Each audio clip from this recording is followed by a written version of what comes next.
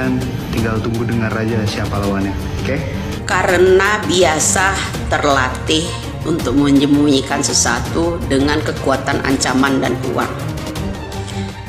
Siapapun di negara ini, baik itu orangnya atau yang namanya akun, kalau ada orang menyentil mereka, itu ada musuh beratnya, harus dimusnahkan, ya kan? Ya kan? Jadi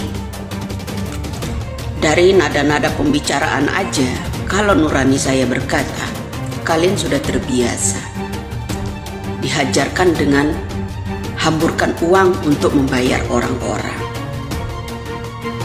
tapi tidak dengan saya.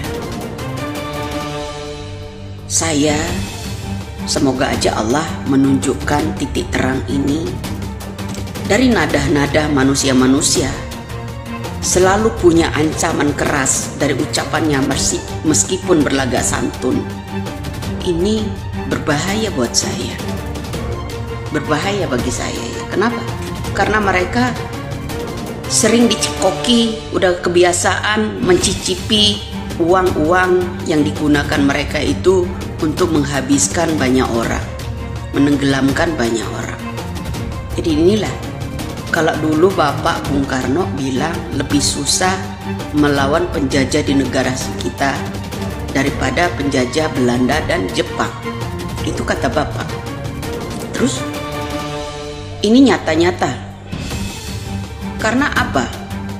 Kami sulit sekali melawan orang-orang yang kebal hukum yang terbiasa bermain uang, agar memusnahkan orang-orang di Indonesia ini yang berkata benar, apalagi mengangkat kejujuran. Selalu dihadapi dengan intimidasi, sebuah ancaman. Apa yang dipermainkan?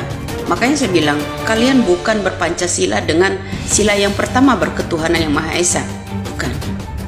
Keuangan yang maha kuasa, ya kan? Kekuasaan kalian merenggut banyak orang atas dasar uang.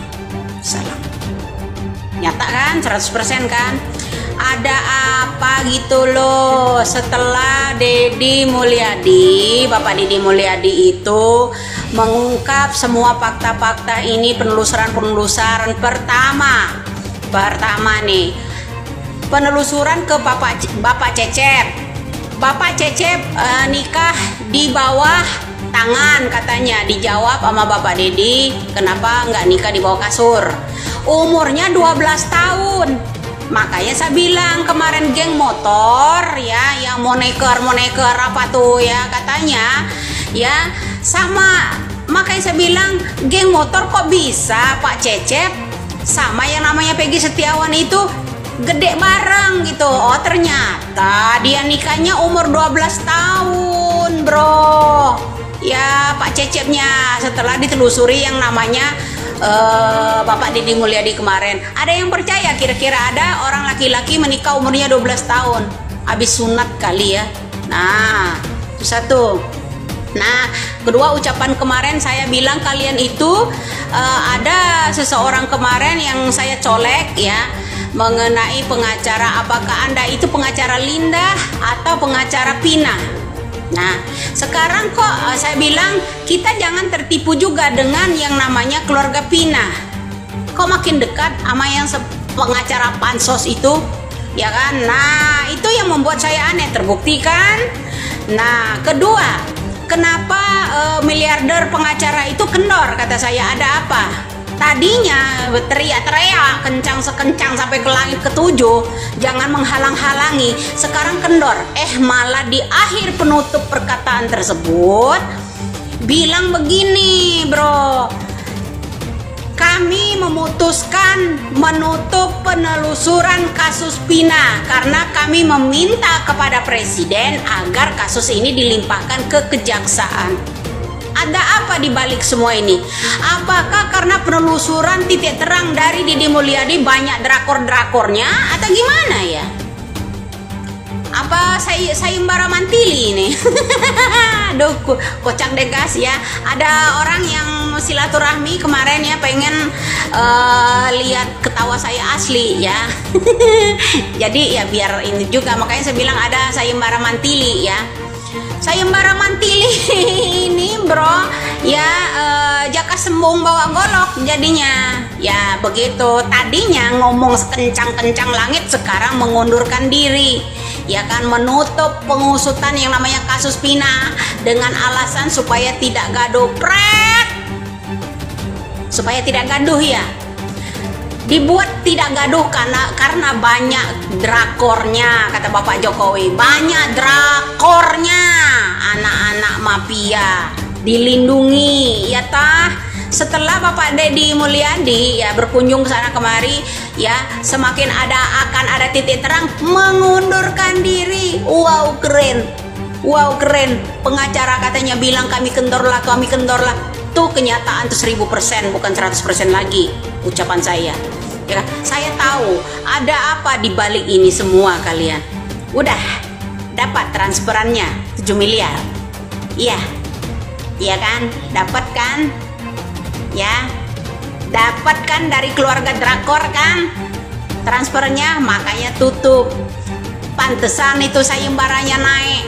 Besok sayembaranya mencapai 500 juta juga itu besok. Ditutup bro, kasus yang namanya penelusuran untuk kasus Pina, pengacara hebat itu dan timnya itu ya, yang si Tompel itu menutup itu. Nah akhirnya apa, siapa yang dicari? Widya. Kasus Widya apa? Kasus Tompel.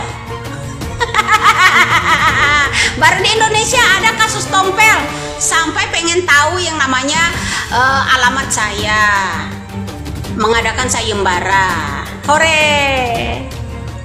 Terus dia yang pertama nyenggol, bilang saya yang menghalangi dia. Disenggol nggak mau, nyubit orang mau ya kan, disenggol nggak mau, nyubit mau ya kan.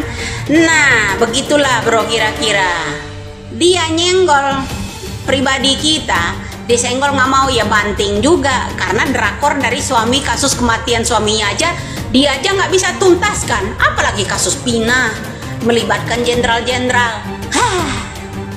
Terlalu tinggi hak sepatunya kali ya, gampang kepleset. Makanya tuh lihat timnya bersama yang namanya miliarder ya, sekarang menutup kasus tersebut ya, saudara-saudari, menutup kasus tersebut ya. Kemarin dia bicara lantang, katanya dia meminta Bapak Jokowi agar tidak terjadinya gaduh. Apakah tidak terjadinya gaduh itu sebaliknya? Takut terbongkar ya kan, malu sebagai pengacaranya tah. Ya ndak, ngaku aja loh. Dikit-dikit teriak mak lampir, mulut comberan. Sepiteng emang.